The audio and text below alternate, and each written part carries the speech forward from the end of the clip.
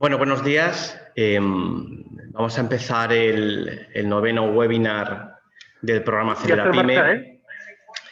El título de la reunión, de la sesión es cómo crear un aviso legal, cookies y condiciones de venta de la web.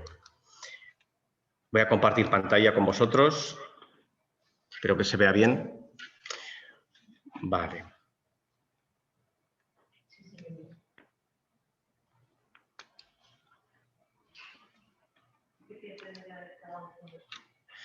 Bien. No sé cómo compartir pantalla. Bueno, aquí tenemos el índice de lo que vamos a ver en esta sesión. Es un poco más que lo que es el título. Que nos ha saltado la alarma y nos daba aquí como fuego, ¿sabes? Aquí no hay, perdón, no nos he cortado la... Perdón, que he soltado la alarma. Bueno, perdonad. Ese es un poco el índice de lo que vamos a ver, el aviso legal, que son la política de privacidad de cookies, las condiciones de venta, que son los documentos legales mínimos que tenéis que tener en toda tienda online, incluso página corporativa que sirva simplemente para anunciar vuestros productos o vuestros servicios. En cuanto al aviso legal, bueno, la importancia del aviso legal es básicamente garantizar una información completa sobre el proveedor, el vendedor de los productos o servicios. Esa es la idea, ya luego veréis el contenido, pero básicamente es dar información de forma unilateral, por eso digo que no es un contrato. El contrato serán las condiciones de venta, las condiciones de servicio que establezcáis, que luego veremos, pero no es un contrato, es una información que vosotros colocáis a efectos básicamente informativos sobre básicamente vuestra identidad como proveedores vendedores, los servicios que hacéis de forma general, los productos. Dentro de las irregularidades que luego veremos al final, que es lo que se evalúa cuando hay una inspección por parte principalmente de los organismos de consumo, es que no se indiquen los datos del registro mercantil. Esto lo añado porque luego veréis los porcentajes. Es muy habitual dejarse los datos del registro mercantil en caso de empresas, pues el tomo, folio, hoja, datos de inscripción, básicamente. La normativa lo que te dice, además de regular el contenido mínimo, tanto en la Ley de Servicios de la Sociedad de la Información, el artículo 10, como el artículo 60 de la Ley de Consumidores y Usuarios, pongo las referencias legales porque siempre viene bien, en caso de cambios, chequear qué información es la que hay que incluir y la que no, es que sea directamente accesible. Es decir, tiene que estar en la página principal, no tiene que estar escondido. Normal es ponerlo pues, al pie de la página o donde queráis, pero en todo caso tiene que ser directamente accesible. En relación con el contenido, bueno, esto es lo que hay que incluir, de forma lo mínimo que tendría que tener un aviso legal. El nombre o razón social completo, es decir, vuestro nombre si actuáis como profesional autónomo, o el nombre de la sociedad o la asociación o la persona jurídica que sea, el NIF, el domicilio completo, no un apartado de correo, sino el domicilio, digamos, donde se prestan los servicios, una dirección de correo electrónico, los nombres comerciales con los que operáis y un número de teléfono. Esto es mínimo. El número de teléfono antes no se exigía de forma directa, pero ahora sí que claramente la normativa de consumidores lo viene a exigir. Los datos de contacto del servicio de atención al cliente. La regulación de atención al cliente va a cambiar. Hay una propuesta de ley que aprobó el Congreso la semana pasada. Tiene que pasar todavía el trámite parlamentario, pero bueno, se va a regular cómo se tiene que dar el servicio de atención al cliente, tiempos de respuesta, etcétera, sobre todo para temas de llamadas. Pero bueno, en todo caso, a vuestros efectos tenéis que dar un número de atención al cliente, los datos de atención al cliente, horario de atención al cliente también y, bueno, forma para contactar de forma directa. Como decía, los datos de inscripción del registro mercantil. La normativa también dice no solo el registro mercantil, sino cualquier otro registro público en el que se esté inscrito obligatoriamente, pues en el caso de asociaciones serían los datos del registro de asociaciones o cooperativas al registro correspondiente, fundaciones también, los datos de inscripción en estos registros públicos.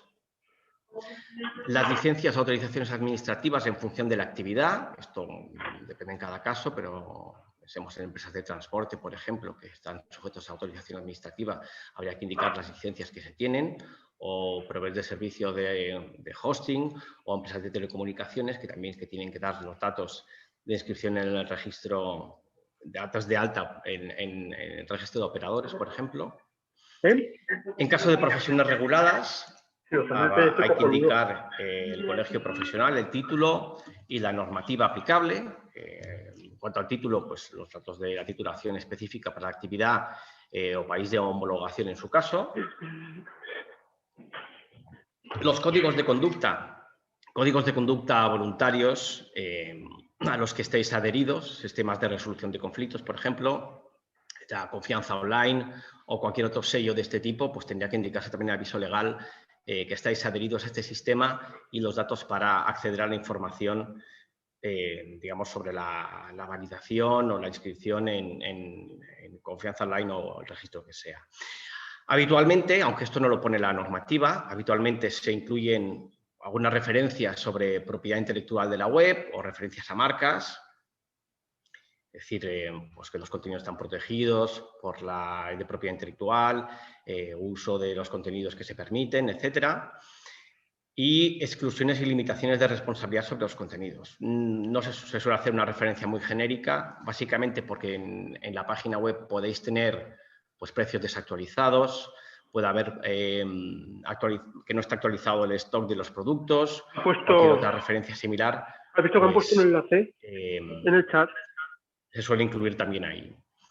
Pues fíjatelo. Como digo, este es el contenido mínimo y lo que tenéis que tener en cuenta sobre todo es que cualquier aviso legal cumpla con todos estos puntos. Vale, pues entonces ya está. Eso no lo en cuanto a la política de privacidad y de cookies, bueno, como sabéis, ya en el 2019 entró en vigor el Reglamento Europeo de Protección de Datos, luego se dictó la normativa española que desarrolla algunos puntos, bueno, concreta algunas cuestiones en cuanto a privacidad. Este reglamento es muy riguroso, cambia algunas cuestiones en cuanto a cómo se presta el consentimiento, la información que hay que dar sobre el tratamiento de datos y también tenéis que incluirlo en la política de privacidad. Lo primero que tenéis que evaluar es qué datos se recopilan y para qué se utilizan esos datos, a qué se destinan esos datos. Los datos de visitas, navegación o de tráfico lo dejaremos para la política de cookies, que puede estar dentro de la política de privacidad o puede estar en un apartado distinto. De hecho, la Agencia de Protección de Datos recomienda que esté en un apartado distinto. Pero bueno, no creo que no hay ningún problema en que esté en la propia política de privacidad. Bueno, ¿qué datos se pueden recopilar y para qué se pueden utilizar? Pues para gestionar consultas y reclamaciones, quejas, solicitud de contactos, pues si tenéis algún producto o algún disposición o cualquier, incluso servicio de atención al cliente, también es un tratamiento de datos específico. Para gestionar y tramitar pedidos en la tienda online, para las compras, para procesar los pagos, todo lo que implica el alta y el registro en caso de que sea necesario y el proceso de compra y de venta de vuestros productos o servicios. Ese es un tratamiento que tenéis que informarlo o en la política de privacidad o en la política o en las condiciones de venta, pero bueno, se puede poner todo junto en la política de privacidad. Otro tratamiento que hay, la gestión y envío de comunicaciones comerciales, ya no solo suscripciones, alguien que se apunte a un boletín de información o de alertas que pongáis a disposición, sino aquellos otros que enviéis a los propios clientes que ya han comprado. Marco en rojo, ojo con esto, porque en relación con el consentimiento, el consentimiento es una de las bases legales que legitiman el tratamiento de datos. Los datos se pueden tratar pues, cuando el usuario lo haya consentido, cuando sea necesario para el cumplimiento de un servicio, para realizar, por ejemplo, el proceso de compra.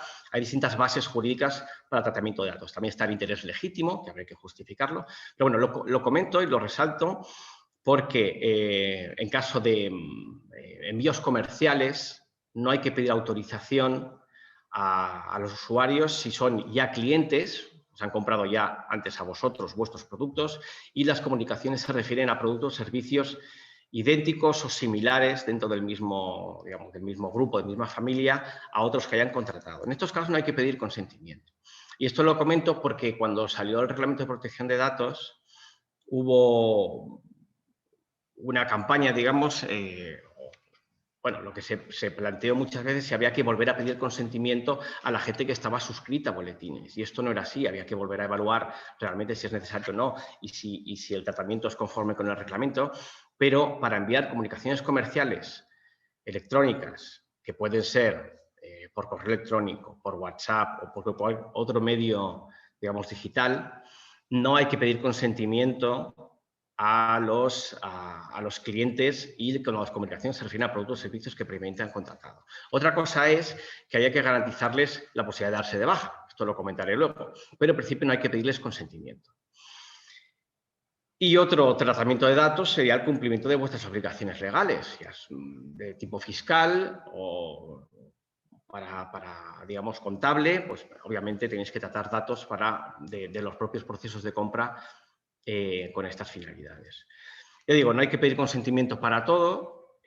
Por ejemplo, para consultas o reclamaciones, lógicamente, tienes que tratar los datos para responder a la consulta. No hay que pedir un consentimiento ahí. Es evidente que es necesario para prestar el servicio. Para gestionar o tramitar pedidos tampoco hay que pedir un consentimiento para el tratamiento de los datos. Habrá que informar, ya digo, del tratamiento de datos, pero no hay que pedir un consentimiento.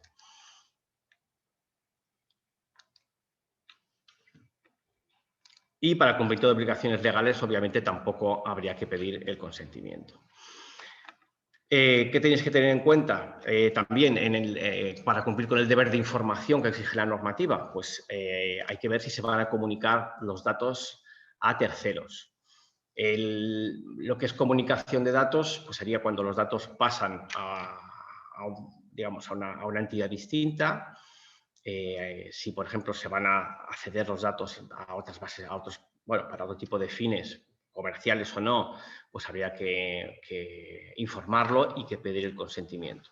Eso tenerlo en cuenta. En principio, en las comunicaciones comerciales sí que muchas veces se van a utilizar proveedores de email marketing, pues MailChimp o similares. Esto implica que estas entidades tienen acceso a datos, habría que regularlo bueno, el deber de información y efectos internos en el registro de actividades de tratamiento, firmar un contrato con esta entidad donde se regule ese acceso y ese uso de datos, pero bueno, efectos informativos también tenerlo en cuenta que habrá que contemplarlo. Perdón, porque voy admitiendo a gente que está entrando. También hay que informar, dentro de las obligaciones que exige el reglamento, de los plazos de conservación y de los derechos que asisten a los afectados. ¿Cuál es el tiempo de conservación? Pues la ley te dice que sea el que sea necesario para cumplir con la finalidad, prestar el servicio, digamos, el que sea necesario en relación al tratamiento que se va a efectuar. Para consultas y reclamaciones podemos establecer un plazo de 5 años, que es el plazo de prescripción general de las obligaciones del Código Civil. Para gestionar y tramitar pedidos, el plazo podría ser de 6 años, porque el Código de Comercio obliga a conservar los libros de comercio durante ese plazo. Para gestión y envío de comunicaciones comerciales, el que queráis. En general, yo lo que suelo recomendar es que sea indefinido. En principio, alguien se envía comunicaciones comerciales, tengo un consentimiento o bien se los envío porque ha sido cliente, pero en principio no se deberían borrar los datos, sino que se pueden mantener durante el tiempo que consideréis oportuno mientras sigáis pues, haciendo ese tipo de envíos. Para cumplir de obligaciones legales, también según el plazo de prescripción que marca la normativa, habría que ver efectos fiscales, por ejemplo, habría que conservarlos 5 años, por lo cual es el plazo prudencial que se podría marcar. Esto es importante porque dentro del deber de información también hay que indicar el plazo de conservación de los datos. Yo no recomiendo, salvo en caso de comunicaciones comerciales, que sí especificar que se conservan indefinidamente, salvo que alguien solicite la baja o se oponga a ese tratamiento de datos.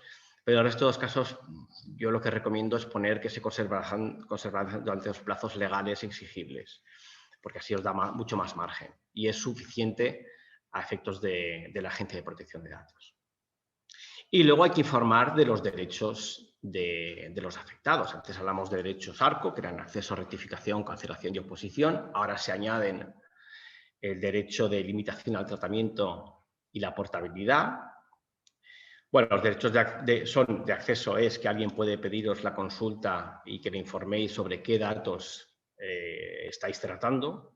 Rectificación es modificar datos que sean inexactos. Oposición es cuando hay un tratamiento que en principio no exige consentimiento, pero el usuario con todo tiene derecho a oponerse. Por ejemplo, el caso de envío de comunicaciones comerciales a clientes sobre productos previamente contratados, pues el usuario se debe poder oponer en cualquier momento. Esto lo veremos luego en tema de comunicaciones comerciales, pero hay que informar también de ese derecho.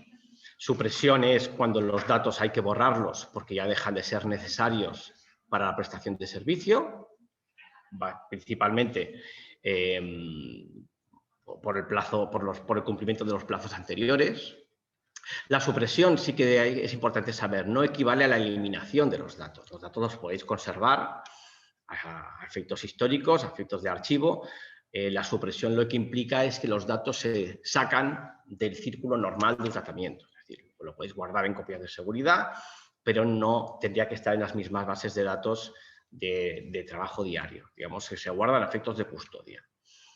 La limitación al tratamiento es cuando alguien cuestiona el tratamiento de los datos que estáis haciendo y digamos que los datos se ponen en cuarentena. Es algo muy residual, casi nadie lo solicita. Quizá cuando hay una reclamación, por ejemplo, se puede plantear pues, apartar los datos y dejarlos fuera, pero en principio nadie lo solicita. Y la portabilidad de los datos también se aplica en pocos casos, pero básicamente es que podáis comunicar los datos a otro prestador de servicios en un formato estructurado y en un formato estándar. Tampoco se suele pedir mucho, está pensando más en temas pues en operadoras o aseguradoras o otro tipo de empresas, por ejemplo, de suministro eléctrico, en que mi perfil, mi ficha, mis datos de cliente los puedo pasar a otra empresa, ¿no? Pero en caso de tiendas online yo creo que difícilmente se va a dar el caso. Y luego también, que eso se suele olvidar, hay que informar, porque lo dice la normativa, del derecho a interponer una reclamación ante la Agencia de Protección de Datos. Esto también hay que informarlo en el momento de la recogida de los datos. Luego veremos un pequeño ejemplo. En cuanto a comunicaciones comerciales, esto lo comento porque en su día había muchísimas reclamaciones por este sentido y además sigue habiendo muchas peticiones de baja. Bueno, seguro que todos recibís spam todos los días y la regulación lo que vino es a regular, a prohibir cierto tipo de comunicaciones comerciales indiscriminadas, sin consentimiento o sin una base legítima del tratamiento. Como decía, el consentimiento no siempre es necesario, Otra cosa es que haya que dar la opción a darse de baja, que es importante, es decir, hay que darse de baja, hay que posibilitar la baja en cada una de esas comunicaciones que enviéis. Hay que indicar información sobre el emisor en cada comunicación. Al pie del mensaje tienes que incluir una cláusula donde se indique quién es el responsable de tratamiento, vosotros, vuestro nombre profesional o datos de la empresa, que es la que efectúa la comunicación y efectúa el tratamiento de datos. Hay que indicarlo también en todas las comunicaciones. Es probable que haya transferencias internacionales de datos, como digo, MailChimp o proveedores de hosting, por ejemplo, que tengáis alojados o el correo electrónico o la propia plataforma, la propia página web que tengáis alojada fuera de lo que es la Unión Europea, habría una transferencia internacional. En este caso, la normativa lo que te exige es que informes de esa transferencia internacional y que adoptes las medidas legales correspondientes. Esas medidas legales, ya cuando se tumbó el sistema que había de Privacy Shield, que era una especie de homologación que era para la Comisión Europea, lo que se obliga es básicamente a hacer un contrato en el que se regule esa transferencia internacional de datos. Casi todos los proveedores de mail marketing lo tienen regulado. MailChimp te ofrece la posibilidad de descargarte el propio contrato de encargo de tratamiento para regular eso. Yo creo que es algo que en principio no genera muchos problemas, más allá de que hay que informarlo bien, que eso ya no se hace, no es tan habitual. Y como decía, el derecho de baja en cada comunicación. El régimen de comunicaciones comerciales se aplica aunque los destinatarios no sean personas físicas. Es decir, tenemos alguien que se ha dado de alta en un boletín o le mandamos información comercial y es una dirección genérica, o sea, info@ lo que sea o comercial@ que sea, o sea, una dirección que no identifica en principio a una persona, también se aplica esta normativa. No la parte de protección de datos, pero sí la parte de información sobre el emisor y sobre la baja en cada comunicación. Bueno, aquí pongo un ejemplo, espero que se vea bien, en todo caso tenéis la presentación, del tipo de mensaje que se puede incluir en el footer, en la parte de abajo de los emails comerciales que enviéis. Esto lo pongo porque es muy habitual dejarse algo, es algo que se persigue, las reclamaciones por comunicaciones comerciales no deseadas son muy habituales y, bueno, para que lo tengáis en cuenta. Hay que indicar que el mensaje puede tener contenidos publicitarios o promocionales y, bueno, las referencias a normativas sobre protección de datos, etcétera. Informar que los datos personales forman parte de sistemas de información. Digo sistemas de información porque antes se hablaba de concepto de fichero, ahora el concepto de fichero con el reglamento de protección de datos no existe. Se habla más de tratamientos de datos que de ficheros, por eso lo cambio. Y, bueno, la entidad que sea y son tratados para enviarle comunicaciones comerciales relativas a ofertas, promociones, actividades, productos de la empresa que sea. Podemos decir que no está prevista la existencia de transferencias internacionales de los datos, salvo el correo electrónico, nombre, apellido y suscripción, que son transferidos a un proveedor de servicios tecnológicos a efectos de gestionar y administrar estos envíos y la correspondiente base de datos. Eso sería una referencia a, por ejemplo, plataformas de MailChimp o cualquier otra que utilicéis para enviar mensajes en bloque. Y que se han adoptado las medidas legales para garantizar la seguridad de los datos, que es lo que exige la normativa. Hay que informar del plazo de conservación, pues indicamos los plazos serán conservados de manera indefinida y en todo caso se podrán ejercer los derechos de acceso, rectificación, oposición, supresión y otros, con la regla normativa correspondiente dirigiéndonos a la dirección que establezcáis de contacto a efectos de protección de datos. Asimismo, tiene derecho a presentar una reclamación ante la Agencia Española de Protección de Datos, en caso de que considere el tratamiento de datos no sea el adecuado, también habría que indicarlo, como digo. Y, bueno, una referencia también a la política de privacidad para ampliar esa información. La agencia también insiste que no necesariamente hay que dar toda la información cuando no sea razonablemente al momento de pedir los datos. Se puede dar una información por capas, como sucede con las cookies, que luego comentaré. La información por capas es que primero incluyes un breve extracto de lo más esencial y luego en una política de privacidad amplías la información que, digamos, de detalle sobre el tratamiento de los datos. Y luego, por último, que si quiere darse de baja, pues que se pulse en el botón que corresponda para cancelar la suscripción o bien que se responda al remitente con el mensaje baja o lo que consideréis oportuno. Este sería lo mínimo que habría que añadir en esos correos.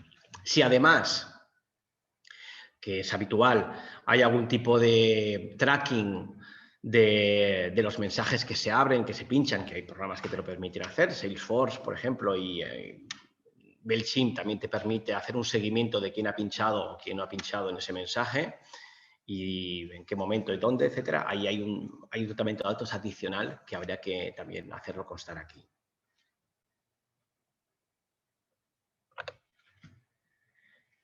En cuanto a la política de cookies, es verdad que el tratamiento de los datos, como decía, admite varias bases legitimadoras de tratamiento. Está, como decía, el interés legítimo, cuando sea necesario para la prestación de un servicio, etcétera. Pero la Agencia de Protección de Datos es muy restrictiva porque, en principio, la regulación de las cookies está en la Ley de Servicios de la Sociedad de Información, no está en el Reglamento de Protección de Datos, aunque también se aplica, pero en principio la regulación está tradicionalmente ahí, pues no admite otras formas que no sean el consentimiento. Salvo, y ahí os recomiendo que leáis la guía de cookies de la agencia, que ha ido cambiando, creo que ya es la tercera versión. La última, si no recuerdo mal, es de octubre de 2020. Pues solo admite el consentimiento. Es decir, en principio, para poder instalar cookies en el dispositivo del usuario, en el ordenador, en el móvil, etcétera, cuando se accede hay que pedir consentimiento. Y exceptúa a las cookies que sean técnicas, configuración de navegador, nada, puramente técnicas para garantizar la funcionalidad de la propia web. Las de seguridad, por ejemplo, cuando pasamos al TPV del banco o hay una comunicación de datos ahí, por ejemplo, o las necesarias para prestar un servicio o funcionalidad. Cookies de registro, de cuando te das de alta en la página web, ahí se graba una cookie para mantener las sesiones, esas serían cookies, digamos, necesarias para prestar la funcionalidad. Fuera de estos casos, de las cookies técnicas de seguridad, de sesión o las otras que sean imprescindibles para hacer un trámite a través de la web, la agencia te dice que hay que pedir consentimiento. En caso de, bueno, se suele hacer por un sistema por capas, de hecho la agencia da por sentado que se va a hacer un sistema por capas, es decir, una primera capa, luego enseñaré un ejemplo de la que pone la agencia, donde la información mínima sobre el tratamiento de los datos, de las cookies, para que se utilicen, etcétera, los botones de aceptar o rechazar, o cambiar la configuración, y luego un enlace a la política de cookies, la política de privacidad, donde se informe más en detalle de qué cookies en concreto se utilizan, el plazo de caducidad de las cookies, etc. Insisto mucho en que hay que indicar finalidades concretas. Si miráis muchas páginas web, se suele hablar de, bueno, referencias diciendo que se utilizan las cookies para mejorar la experiencia de usuario, o la navegación, o para atención a sus intereses, etcétera. Hay que indicar finalidades concretas y específicas. Las referencias genéricas a mejorar la navegación realmente no dan una información completa sobre el uso de las cookies, lo cual sí que hay que clasificarlo y hay que más o menos explicarlo un poco con algo de detalle. Y también, porque esto es algo que todavía se sigue utilizando, no sirve, y esto ya, bueno, en realidad la normativa nunca lo permitió, pero la Agencia de Protección de Datos sí que venía a admitirlo, pero no se exige, no se permite el consentimiento, digamos, por cualquier acción que no sea una manifestación de un consentimiento positivo, ¿no? Una acción positiva. Y una acción positiva quiere decir que es aceptar o rechazar o pulsar cualquier botón. Es decir, continuar con la navegación, navegar por la página, hacer scroll, que era desplazar la rueda o pinchar en una página distinta, ¿no? Eso ya no es válido como medio del consentimiento. El consentimiento tiene que ser, de acuerdo con el reglamento, y esto se insiste mucho, tiene que ser libre, informado, específico, es decir, cualquier otra acción que no sea directamente prestar un consentimiento no se entiende que es un consentimiento válido. Yo lo que recomiendo es, al margen de lo que luego dirá los ejemplos que pondrá la agencia, es añadir un botón, al menos un botón que sea aceptar, y si no queréis poner un botón de rechazar al lado con el mismo tamaño, etcétera, que es lo que exigen otras autoridades europeas, otro botón que sea igual, que diga pues cambiar la configuración. Cambiar la configuración, saldríamos a otra pantalla donde podríamos elegir qué cookies se aceptan y cuáles no. Y también se insiste en la agencia que la aceptación de las cookies no puede ser en bloque. Tiene que ser, el usuario tiene que tener la opción de elegir qué cookies acepta y cuáles no. En el mercado hay sistemas, sobre todo, que se utilizan en el ámbito de la publicidad, sobre todo por parte de medios de comunicación, que es lo que se llaman plataformas de gestión del consentimiento, como Didomi o Quantcast, por ejemplo, que lo que te hacen ya es, te instalan una aplicación que te gestiona los consentimientos, que te permiten ya clasificar los proveedores, marcar las cookies en función de unas finalidades que más o menos están premarcadas, y gestionar también qué se puede aceptar, qué no se acepta, qué se rechaza, y ya te lo guarda en el servidor y bloquea el navegador, ¿no? Pero bueno, hay sistemas también más sencillos que también permiten esto, ¿no? En cualquier página. En todo caso, ya digo, no se puede aceptar las cookies en bloque, sino el usuario tiene que tener una opción, ¿no? Para discriminar cuáles quiere y cuáles no quiere. Aquí pongo la En la guía de cookies hay varios ejemplos, por eso digo que es útil que lo consultéis. Hay varios ejemplos de cómo facilitar la primera capa. Por ejemplo, aquí pone el mensaje que pone es la capa 1, pues utilizamos cookies propias y de terceros, y eso hay que indicarlo también en la primera capa, que cookies son nuestras, de nuestro servidor, y que cookies son de un proveedor distinto, pues las cookies de Google, por ejemplo, o cookies de efectos de publicidad que gestionen otros proveedores, pues fines analíticos para mostrar publicidad personalizada con base al perfil, conforme a los hábitos de navegación. Es decir, aquí sí que ya se informa claramente de las cookies que se utilizan. Podríamos añadir también cookies de sesión y de registro, cookies para gestionar el proceso de compra. O, bueno, aquí habría que añadir una referencia a las cookies de forma más o menos concreta. Un enlace a la política de cookies, por eso clica aquí para más información, para acceder a la segunda capa con información más ampliada, y las opciones, ¿no?, de aceptar todas, o rechazarlas, o configurar, etcétera, digamos, dando opciones al usuario. ¿Qué añadiríamos en la segunda capa de la política de cookies? Pues todo lo que no nos ha cabido ahí. Información general sobre el funcionamiento y desactivación de las cookies. La agencia dice que hay que informar sobre qué son las cookies, para qué sirven, qué tipos de cookies hay cookies técnicas, hay cookies propias o cookies persistentes, cookies que son de sesión. Seguro que podéis encontrar por ahí algún recurso que te informa más o menos para cláusulas genéricas sobre en realidad para qué sirven las cookies, ¿no? Eso habría que incluir una primera parte. Luego indicar qué cookies concretas utilizáis vosotros. En esas cookies concretas habría que especificar el nombre de la cookie en relación con si es propia o es de terceros, indicar el proveedor quién instala la cookie. Por ejemplo, Google sí que informa, sí que tiene una página para desarrolladores donde se informa claramente de para qué sirve cada cookie, los plazos de conservación, a qué servicios están ligados, las cookies de Google Maps o cookies que son publicitarias, pues ya te lo detalla ahí. Ya digo, finalidades y los usos hay que indicarlo específicamente también. El plazo de duración.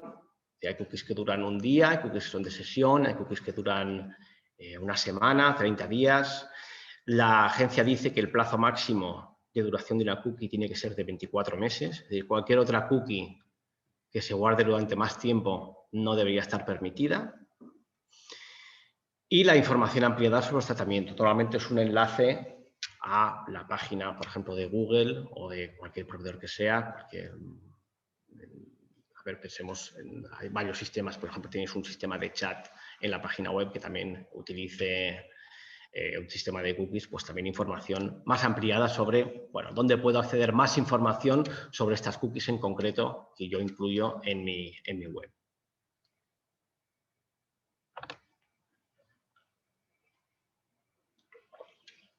En relación a las condiciones de venta, bueno, tenéis que tener en cuenta primero las fases del proceso de contratación. Esto lo indico porque es la fotografía, digamos, global de lo que habría que incluir tanto en las condiciones de venta como las obligaciones que te exige la Ley de Servicios de la Sociedad de Información, que te exige, por ejemplo, primero indicar el producto, etcétera, te indique el pago, la aceptación de las condiciones, etcétera. Hay que hacer una serie de pasos. Esto sí que se mira mucho cuando hay inspecciones por parte de autoridades de consumo, que todo esto se haga bien.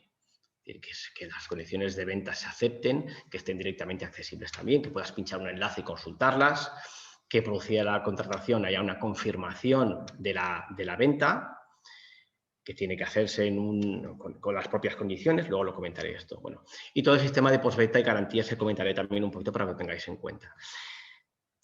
Sobre el contenido de las condiciones, ya más en concreto, ¿qué es lo que tendría que tener unas condiciones de venta? Pues bueno, primero una explicación general sobre el proceso de compra, es decir, hay que registrarse, hay que darse de alta, cómo funciona, voy añadiendo los productos al carrito, los selecciono, cómo puedo corregir errores, es decir, quiero quitar un producto, añadir otro, cambiar datos del usuario, por ejemplo, me he equivocado en la dirección, pues tengo que corregirla, hay que indicarlo ahí. Hay que informar de la disponibilidad de los productos. Esto es importante porque a efectos de consumo, cuando tú estás poniendo un producto a la venta, en principio estás obligado a vender. Si el usuario lo compra, estás obligado a vender y a servirlo. Es decir, que ahí tiene que haber un control de lo que está disponible y lo que no, tienes que tenerlo actualizado. Puede haber errores, pero en principio la normativa, aunque haya un error que sea pues, un error pues, que pueda haber, ¿no? Cosas que se pasan porque hay muchas ventas y no se actualiza la base de datos automáticamente, en principio estáis obligados a vender. Es decir, hay que tenerlo en cuenta y hay que especificarlo. Requerimientos técnicos, pues tanto, ya digo, el auto del registro, pero también web, móvil, si hay alguna especificación, alguna limitación para acceder a la web, a la tienda online, en función del dispositivo y cómo se hace la confirmación y el pago. El ámbito territorial de la venta, esto es muy importante. En principio, si vosotros sois una tienda online, salvo que digáis lo contrario, puede comprar cualquiera desde todo el mundo. Hay que explicarlo. Hay que explicar que en principio si se va a vender a España, si se va a vender a Europa, si se va a vender en todo el mundo, eso hay que especificarlo y acotarlo, el ámbito territorial de la venta. Hay que informar sobre el tratamiento de los datos. Esto es importante. Como decía, hay un tratamiento de datos derivado de la propia, ya no solo del registro como usuario, sino de la propia operación de compra de productos o servicios. Hay que informar de ese tratamiento de datos con la información, plazos de conservación, etcétera, un poco lo que comentaba antes, y tanto para venta como para otros usos. Ya digo que el usuario le podéis dar de alta en un sistema de una suscripción a un boletín de comunicaciones comerciales, pero tiene derecho a oponerse a eso. Es decir, tiene que haber también marcarse, no podéis enviar un email comercial a cualquier cliente sin que se le haya dado la opción de darse de baja. Es decir, en las condiciones de venta o cualquier otro sitio, si alguien no quiere recibir comunicaciones comerciales en el futuro, hay que indicarle la posibilidad de que pueda marcar no recibirlas. Esa casilla también se especifica además en algunas guías y directrices de la agencia que no puede estar premarcada. Es decir, la posibilidad de no deseo recibir comunicaciones comerciales no puede estar, o deseo recibirlas, no puede estar premarcada, ¿no? Digamos que el usuario tiene una opción. El precio, los impuestos, ojo con el IVA, porque la regulación del IVA cambió hace unos 6 meses. En caso de venta, en principio vosotros aplicaréis el IVA que se aplica en España, el del estado de domicilio del vendedor, pero si hacéis ventas superiores a 10.000 euros a otro, digamos, a ciudadanos comunitarios fuera de España, pues tenéis que aplicar el IVA del destinatario. Esto es importante tenerlo en cuenta. O sea, controlar el umbral de los 10.000 euros. Antes había distintos umbrales que aún era más complicado. Tenías que tener en cuenta pues, cuánto he vendido en cada país y algunos aplicaban 10.000 euros, otros aplicaban 15, otros aplicaban 30.000. Ahora está unificado y es más sencillo, ¿no? Es decir, a partir de 10.000 euros aplico el IVA del destinatario. Hay que indicar los medios de pago admitidos. Esto se suele hacer siempre más o menos de forma correcta, es decir, si tarjeta, contra reembolso, etcétera, qué tipo de tarjetas se admiten, o PayPal, hay que indicarlo. Incluyo ojo con los sobrecostes porque la normativa no te permite alterar el precio final en función del medio de pago de la forma que consideres conveniente. Es decir, tú puedes poner se puede especificar que pagar con un medio de pago o de otro tenga un coste distinto, pero la ley te dice que ese sobrecoste tiene que ser el sobrecoste real soportado. Es decir, pagar con tarjeta. Esto lo hacían algunas empresas que si pagas con cierta tarjeta de fidelización, etcétera, el precio del producto bajaba sensiblemente, era para que te sacaras la tarjeta de la empresa. Pero no se permite. Es decir, si utilizo un medio de pago u otro y el precio se altera, el sobrecoste que puedo aplicar es exclusivamente el que a mí me establece el proveedor de pagos. Y la facturación. Facturación, esto también la ley te dice, la normativa de consumidores, que la factura en principio hay que darla en papel y que solo si el usuario lo acepta o lo consiente, se puede hacer factura electrónica. Es decir, de forma, digamos, por defecto no podéis aplicar facturación electrónica, salvo que el usuario lo haya consentido. Y esto hay que indicarlo en las condiciones de venta. Facturación electrónica, facturación no es un PDF firmado, es una factura, tiene que haber hay varias plataformas para hacerlo, pero bueno, tiene que incorporar un certificado digital, una firma electrónica. Si no, no es factura. Sería, pues, un PDF, sin más. Pero no es una factura electrónica, salvo que lleve certificado digital, que vaya firmada.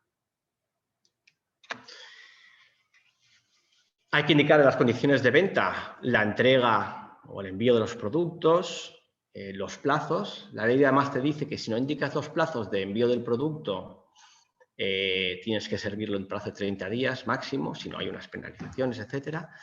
En caso de servicios, pues habría que el principio tiene que estar accesible inmediatamente después del pago. Aunque, ya digo, la normativa lo que te dice es que lo especifiques. Y si no lo especificas, pues en caso de producto se aplica el plazo de 30 días. Medios de envío, pues yo que sé, cualquier tipo de proveedor, pues correos, MRV, el que sea, y los costes del envío, que tienen que estar desglosados. La resolución de incidencias con el proveedor de transporte también tiene que indicar qué pasa si no me llega el producto, cómo tengo contacto conmigo, contacto con el transportista, etcétera. Es habitual poner un sistema de tracking para que puedas saber dónde está el producto, pero en todo caso hay que especificar cómo resolver las incidencias. Y el derecho de desistimiento y el modelo de formulario. Esto es importante. El derecho de desistimiento normalmente sí que se suele informar, con los plazos, bueno, a veces no de todo concreto, pero sí que se suele reconocer el derecho de desistimiento, que solo es para consumidores, no para empresas ni profesionales, solo para consumidores. Y el modelo de formulario. Esto es importante porque no suele haber. Luego veremos las infracciones que se detectan en las campañas que hace la Administración. Es muy habitual no añadir el modelo de formulario. El modelo de formulario... bueno, aquí añado un enlace aquí para que lo podáis ver. No sé si al permitir esto me va a compartir la pantalla. Sí, ya veo que sí. Bueno, aquí tenéis en el anexo de la ley de consumidores, pues el modelo de formulario de asistimiento, es decir, una información general sobre cómo se hace, y el modelo sería... ¿No se ve? Bueno, es por no descuadrar esto. Bueno, en todo caso, como tenéis la presentación, en la ley de consumidores y usuarios, al final de todo, en el anexo 1, ahí está el texto que puede servir de modelo de formulario de asistimiento. Simplemente es rellenarlo y tenerlo normalmente como un PDF adjunto, un PDF que se pueda descargar, el usuario lo rellena, lo envía por correo electrónico, etc. Es importante el modelo de formulario, hay que indicarlo.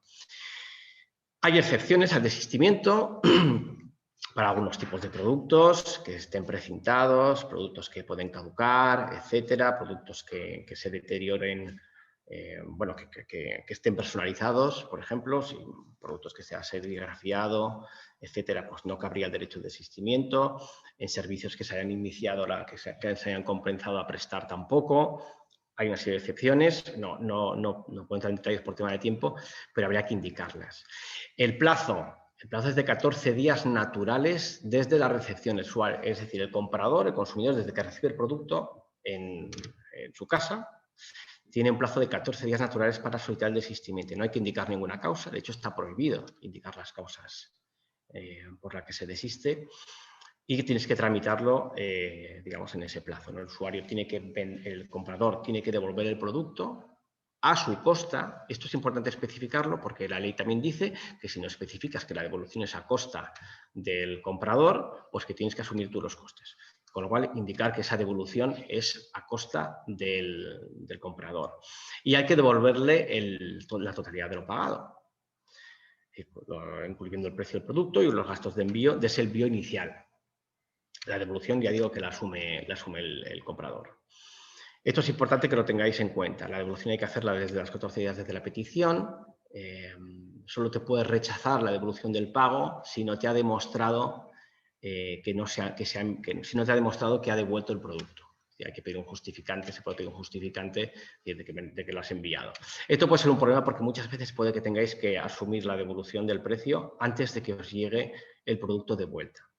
Pero esto la ley bueno, pasa por alta y entiende que lo tenéis que asumir.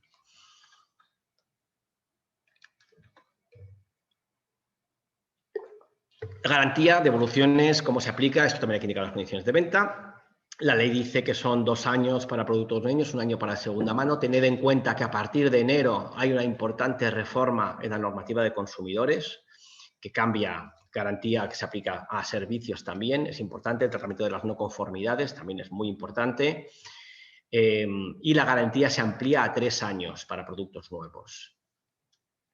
Se amplía a 3 años y la presunción de no conformidad, que ahora es de 6 meses, es decir, se presume que el fallo, digamos, el defecto estaba en la fabricación si la garantía, digamos, durante los 6 primeros meses de la garantía. Esto con la nueva reforma cambia a 1 año. Eso quiere decir que ha hecho algo que llevan pidiendo muchos años las asociaciones de consumidores, porque, bueno, lo que ven es que en realidad la garantía, aunque pongamos 2 años, en realidad la garantía es de 6 meses. Si a partir de los 6 meses tiene que ser el comprador quien demuestre que el fallo existía, pues sobre todo en productos que son baratos, pues ya no compensa la garantía, no tiene ningún sentido. Yo digo que se ampliará a partir del año que viene a 1 año. Las opciones de reparación, que es reparar el producto, sustitución o una rebaja en el precio. Eso hay que valorarlo en función de lo que resulte razonable. La reparación y sustitución, en principio, es opción del consumidor, salvo que esté desproporcionada. Y si no, pues una rebaja del precio. Y si no, pues se devuelve el dinero.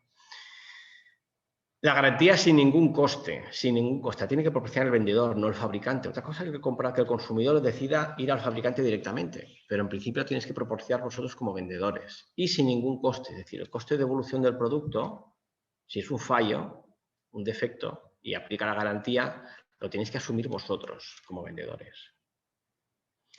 Y luego la ley aplicable a la jurisdicción y el procedimiento de reclamaciones y resolución de conflictos. Esto lo comentaré también un poco luego cuando veamos lo que se inspecciona en caso de consumo.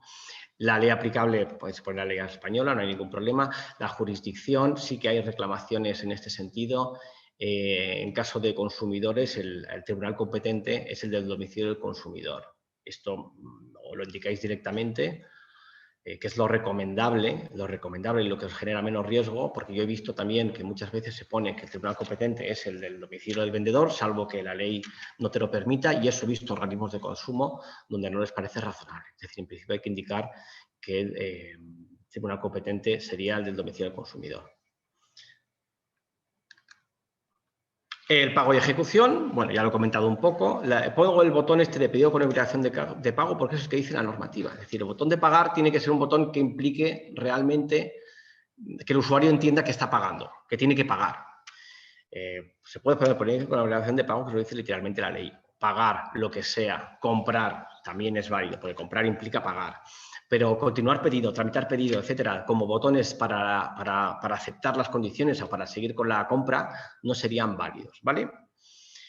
El tema de las confirmaciones ya lo he dicho, hay que confirmar inmediatamente con el plazo de 24 horas y adjuntar las condiciones de venta en el mensaje de confirmación. Esto es algo que no se suele mirar cuando hay inspecciones. Ahora veremos el cuestionario que es lo que tenéis que es lo que más atención tenéis que prestar, pero sí que hay que hacerlo. Bueno, ¿qué es lo que se está inspeccionando? Esto lo he incluido porque muchas veces, como la administración va a tiro fijo, tiene una especie de, hay un modelo, hay un protocolo de inspección del Ministerio de Consumo, que es el que aplican también todas las comunidades autónomas. Siguen este cuestionario y en función de lo que se detecte, pues se abre una inspección y te lo califican, etc. Este es digamos, el modelo tipo. Esto está sacado de un caso real, además. Las preguntas que son, bueno, las vamos a ver ahora. También traigo aquí unos datos de una campaña del año pasado del Gobierno de Aragón sobre 60 webs. Yo no sé, me parece, los resultados son bastante buenos. Me parece que, bueno, habría que ver el caso, no sé cómo han seleccionado las webs, ¿no? Pero tampoco es una muestra especialmente grande. Los resultados creo que son demasiado buenos, pero bueno, porque lo que veo es que realmente hay más fallos, ¿no? Pero bueno, que tengáis en cuenta, en cuanto a la identificación, que sería lo que tiene que estar en aviso legal, esto es lo que miran. Si se puede acceder a información de la empresa, lo que decíamos, datos del NIF, el nombre, razón social, etcétera. La identidad del empresario, el nombre comercial, si el domicilio está completo, si está el correo electrónico, si consta el número de teléfono, el NIF o el CIF, los datos de inscripción del registro mercantil. Fijaos, el cumplimiento es del 73,33%. Pero no todas que es un dato que es muy fácil incluirlo, pues eso no es tan raro que pase por alto. En tema de precios, gastos, plazo, pago y entrega, ¿qué es lo que miran? Si se indica el precio de los productos, si se indica el precio por unidad de medida en caso que sea aplicable, es decir, por unidades, en vez de cuando compras un paquete, digamos, ¿no? Si incluye los impuestos, si se informa de los medios de pago, si se informa de los gastos de envío, del plazo de entrega, del derecho de desistimiento, si se proporciona el formulario de desistimiento. Aquí la mitad no lo tenían incluido y eso ya es una infracción. Si se cumple con la prohibición de pedir los motivos por lo que se desiste. Es decir, no se puede pedirle a alguien que desiste del contrato, que indique por qué puede pedir la devolución o no. Y de la excepción al derecho de desistimiento, que también muchas veces se suelen olvidar. Si se puede comprobar, bueno, en caso que se pueda comprobar, si se reembolsa el dinero en el plazo de 14 días desde la que se ha informado el desistimiento. Lo comentaba, hay que cumplir con el plazo de devolución del dinero de 14 días. Si se debe asumir los gastos de devolución en caso de desistimiento o los asume voluntariamente el vendedor, que es rarísimo. Tema de disminución de valor de los bienes de una manipulación. Esto hay que indicarlo también. Cuando un producto está manipulado, porque lo has abierto para probarlo y desistes del contrato, pues puede haber una depreciación del bien. Que es difícil porque cuando está desprecintado podría ser una excepción al desistimiento. Pero bueno, habría que indicarlo. Si se forma el calificación del producto, precio completo, etcétera, al momento de pago. Garantías, si se forma de la garantía del producto, un 65% solo cumple con esto, que no es, quiere decir que lo normal es poner la garantía y es algo muy habitual. Si hay garantía comercial adicional y si se informa. Si prohíbe, si se cumple con la prohibición de eximirse de la responsabilidad en caso de garantía. Esto es algo que no suele ser muy habitual, pero bueno, hay casos también. Es decir, la garantía la tienes que dar al vendedor, no puedes decir que la asume el fabricante. Y información sobre servicios por venta en su caso, es decir, como puede ser servicio técnico, reparaciones, etcétera, aunque no lo proporcionéis vosotros. Cláusulas abusivas, también fuera del consumidor, lo que decía el tribunal competente, cláusulas abusivas, si se prohíben o no, si se incluyen o no se incluyen, a esto habría que dedicar mucho tiempo según la normativa de consumo.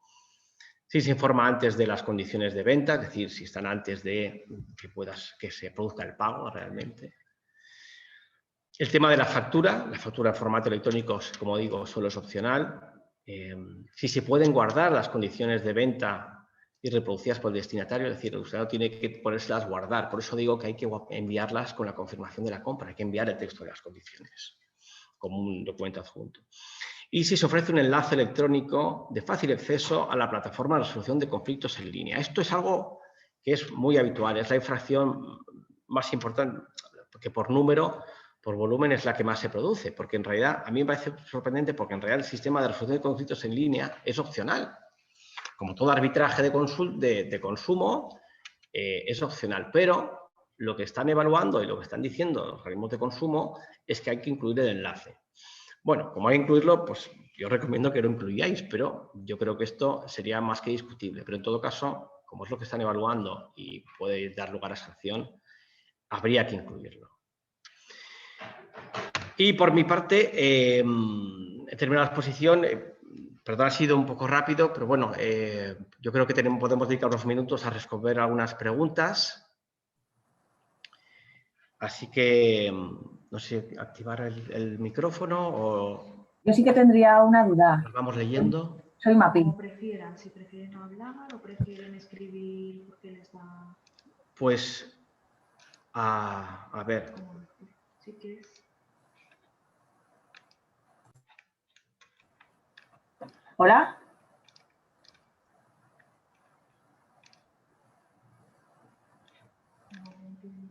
Vale, en el chat hay preguntas.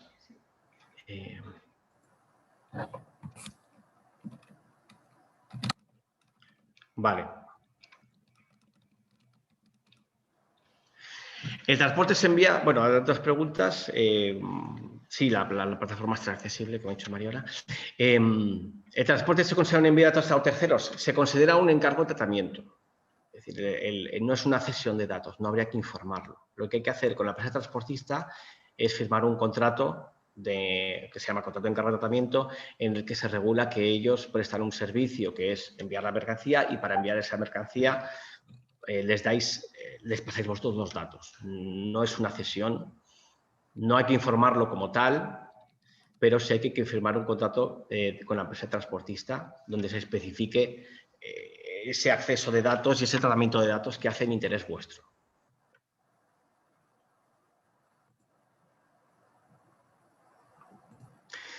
Otra pregunta, si esto es aplicable a una web comercial. Sí.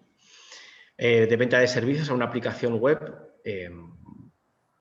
En principio sí, ahora tiene claro, a ver, se aplica a una web comercial, a una web que preste servicios de la sociedad de información, es decir, venta de productos, a una web corporativa.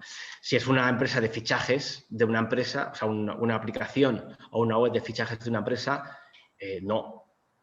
Habrá que indicar ahí en la aplicación de fichajes los aspectos de tratamiento de datos. El tratamiento de datos derivado del registro de jornada, los datos de conservación, que son 4 años, etcétera, lo que exige la normativa, pero claro, no es una venta que se haga a un usuario, digamos, sería una web interna de la empresa, no es un servicio de la sociedad de la información en cuanto a tal como lo define la ley, ¿no?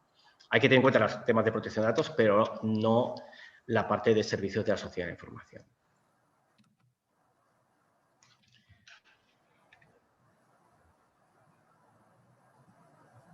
Bueno, si alguien quiere hacer alguna pregunta, si queréis, lo podéis escribir en el chat o levantáis la mano y abro el micrófono. Sí, en caso de devolución hay que devolver el íntegro de lo pagado, incluyendo portes de ida. Sí. En caso de devolución, sí. Por desistimiento o por garantía, sí, hay que devolverlo todo, en efecto. Otra pregunta, para clientes internacionales, ¿dónde reside el domicilio fiscal? Bueno, habría que preguntárselo a ellos. No sé si no sé si he entendido bien la pregunta. Es decir, el domicilio fiscal, la ley que se aplica... el domicilio para el litigio. Cliente internacional, pues si es persona física, pues será el de su domicilio. Es decir, en principio, claro, eso es un riesgo. Si es un consumidor final, en principio habría que hacer la reclamación en el lugar de residencia, en el país de residencia del consumidor. Si es una empresa, no. Pero si es un consumidor, sí. En principio te pueden demandar y deberías demandar el domicilio del consumidor, en efecto.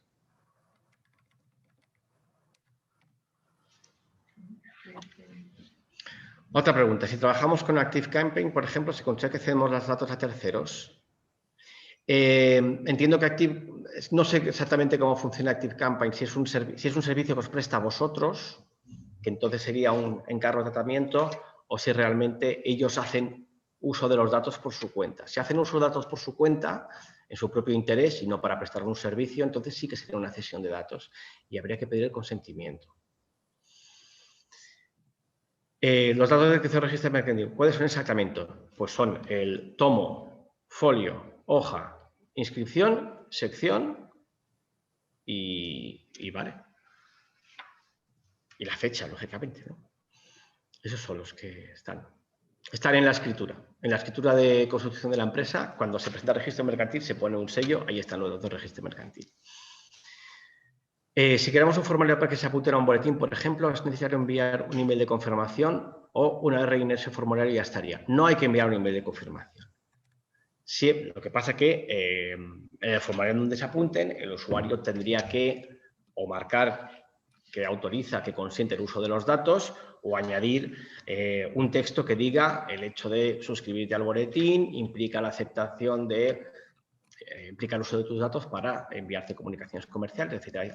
Con que se indique debajo del cajetín, digamos, o del formulario para enviar el boletín, con que se indique la información de protección de datos ya es suficiente. y que obviamente que el usuario al darse de alta o al aceptar que implica un consentimiento para el tratamiento de los datos. Pero no hay que pedir una validación. Algunos sí que se podría recomendar, pues a lo mejor a alguien para que no te, pues si te añaden para verificar, ¿no? Como un segundo paso, pero realmente la normativa no lo exige. No lo exige. Y yo no lo recomiendo porque a lo mejor se pueden perder datos ahí. Si alguien se apunta por error, pues oye, se le da de baja y ya está. Pero yo no pediría un consentimiento otra vez.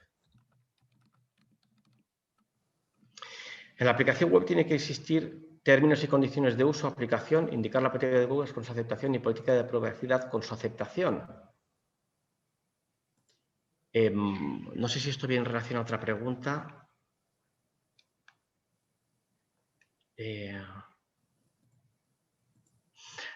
Entiendo que te refieres a la pregunta de registro de fichajes, ¿no? En esa aplicación, sí, hombre, habría que añadir algo de información sobre qué es una aplicación de fichajes, para qué sirve y el tratamiento de los datos. Política de cookies, pues si se utilizan también, lógicamente, pero si no... Claro, si utilizas cookies, sí, porque hay un tratamiento adicional. O sea, la normativa lo que te dice es que de un empleado tú puedes hacer un tratamiento de datos para gestionar la relación laboral, para gestionar el registro de jornada, para todas las finalidades que te exige la normativa. Y ahí no hay que pedir consentimiento, hay que informarlo. Pero claro, si utilizan cookies para gestionar eso de forma adicional, sí que habría que indicar una política de cookies y una aceptación. Normalmente los temas de registro de jornada y todo el tratamiento de datos con empleados normalmente se hacen en un documento. Cuando se firma el contrato de trabajo, se hacen unas condiciones adicionales y se especifica ahí todos los datos que se van a utilizar. Igual que si se van a hacer fotografías de empleados o no, se van a publicar en redes sociales, etcétera, habría que contemplarlo ahí. Se puede poner en la aplicación web en estos casos, pero lo ideal es ponerlo que ya que se firme con el contrato para que te quede todo ya un único documento, se resulte mucho más cómodo. Sobre la garantía, ¿tiene que ofrecer el vendedor o la tiene que asumir el vendedor? Las dos cosas. Las dos cosas. Lo que pasa es que la normativa lo que te dice es, no te habla de ofrecer o no, te dice que la tiene que asumir directamente, pero en realidad es lo mismo. Tienes que informar sobre la existencia de una garantía, ya digo, mínimo 2 años, el año que viene serán 3, y tienes que aceptar tú las reclamaciones que vengan derivadas del ejercicio de la garantía. Otra cosa es, ya digo, que se pueda canalizar al fabricante y que el usuario lo consienta, pero en principio lo tienes que asumir todo tú. Es decir, eso puede pasar que proveedores que no te den 2 años de garantía, que te den 1. Pues el segundo lo tienes que asumir tú, porque la normativa de consumidores claro, te pone un plazo adicional a lo mejor al que te puede exigir tu proveedor, tu distribuidor.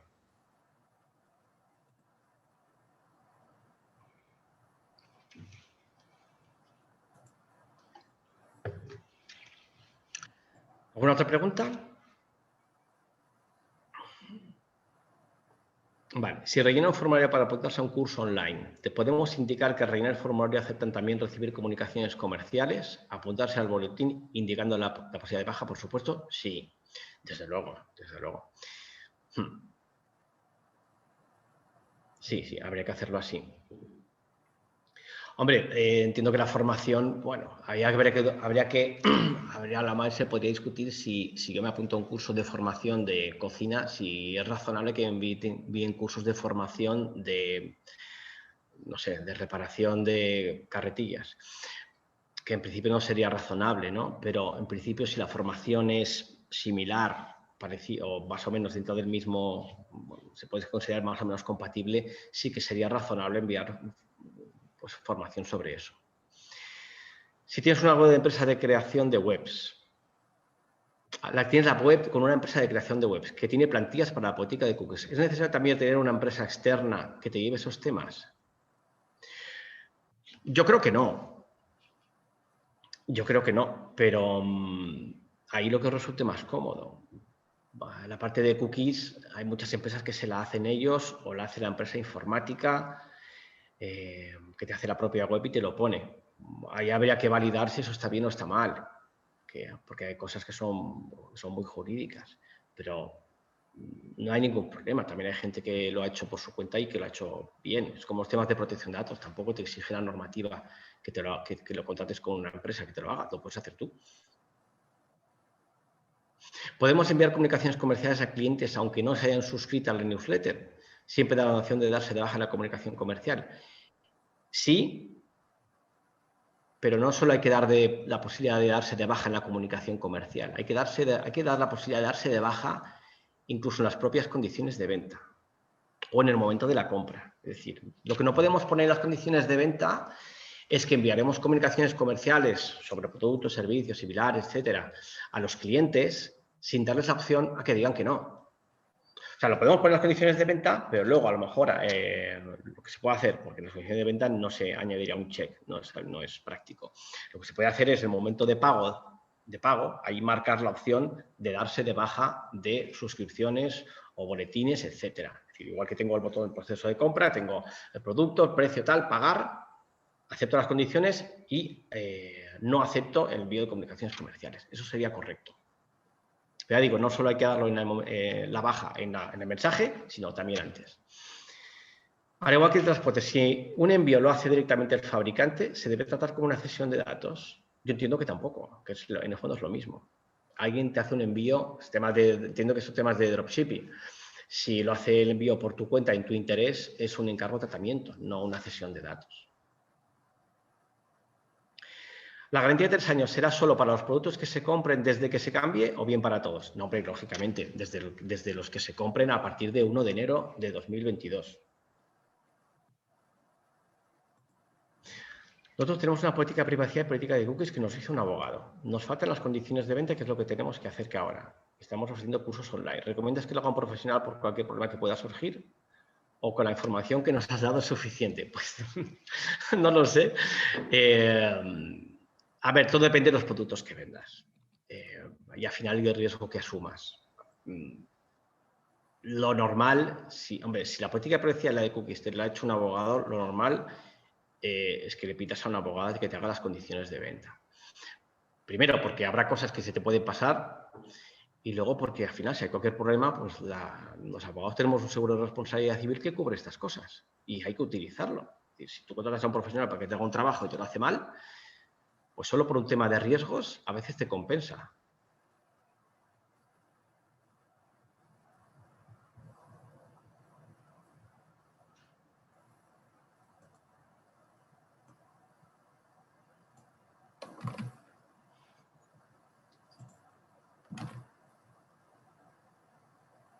Bueno, dejamos alguna pregunta más. Hago alguna pregunta rápida porque vamos un poco fuera de tiempo.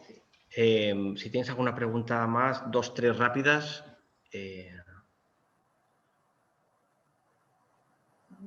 ¿Cuándo se inician los procesos de inspección? ¿Algún ejemplo? Pues se inician, no sé si hay, en su día había campañas sectoriales y yo creo, por lo que he visto, que en algunos casos también se utilizan algunos programas de rastreo que detectan algunas palabras clave, etcétera, en páginas web y a raíz de sobre la inspección. Se hacen de oficio o muchas se hacen de oficio. Puede haber también alguna denuncia, obviamente, de un consumidor, pero lo habitual es que se hagan de oficio. Y además el problema que podéis tener es que os pueden inspeccionar desde cualquier comunidad autónoma.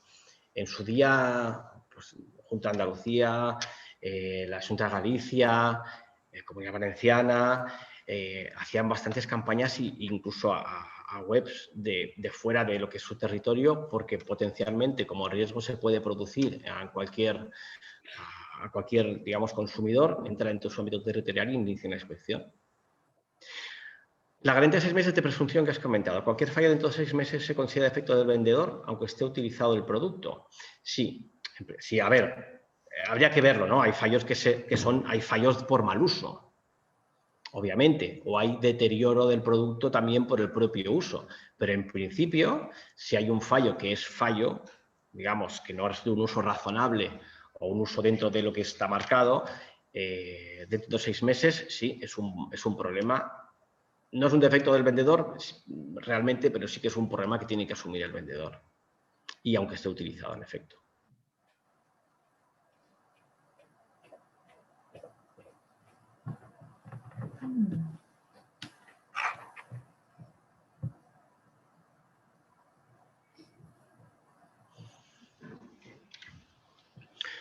Bueno, pues y terminando, pues nada, muchísimas gracias. Veo que hay muchas preguntas, así que bien. En todo caso, bueno, espero que os haya resultado provechoso. Cualquier duda seguro que la podéis canalizar a través de la cámara. Así que muchas gracias y mucha suerte.